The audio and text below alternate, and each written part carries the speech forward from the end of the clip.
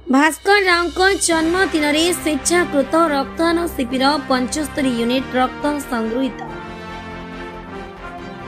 26/7/2025 BJD पूर्वतन राज्यसभा सांसद तथा जिला बीजेडी सभापति एन भास्कर राव 73तम जन्म दिवस रे रायगड़ा सदर महकुमा स्थित बिजू जनता दल कार्यालय जिला BJD APJ Abdul Kalam foundation मिलित सहयोग एक स्वेच्छाकृत रक्तदान शिविर अनुष्ठित होइछि।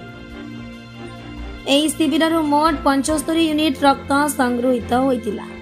एही रक्तदान शिविर को मुख्य अतिथि रूपे जोगदे एन भास्कर राव उद्घाटन करथिले। रायगड़ा रक्त भंडार डाक्तर गौतम पट्टनायक, सरोज कांत आचार्य, बी किशोर कुमार, उमाकांत मिश्र, शंकर ताडंगी और चिन्मय परिछा प्रमुख जोगदे रक्त संग्रह करथिले। रे सूचना योग्य जे बीजेडी वरिष्ठ नेता भास्कर राव तांको जन्मदिन रे मेगा रक्तदान शिविर आयोजन करछन्ति। प्रत्येक 18 ରୁ 60 वर्ष होइतिबा व्यक्ति रक्तदान करिबा आवश्यक बोली से आह्वान दैछन्ति। ना भी तिरुपति आज आज्ञाकर 73तम जन्मदिन उपलक्षे आज आयोजन कराइछि एवं तांकर ब्लड डोनेशन कैंप एवं जो माने अच्छी अनाथ आश्रम शाढ़ी सब प्रकार बंटन कराई एवं तांकर जेमती सबुदिन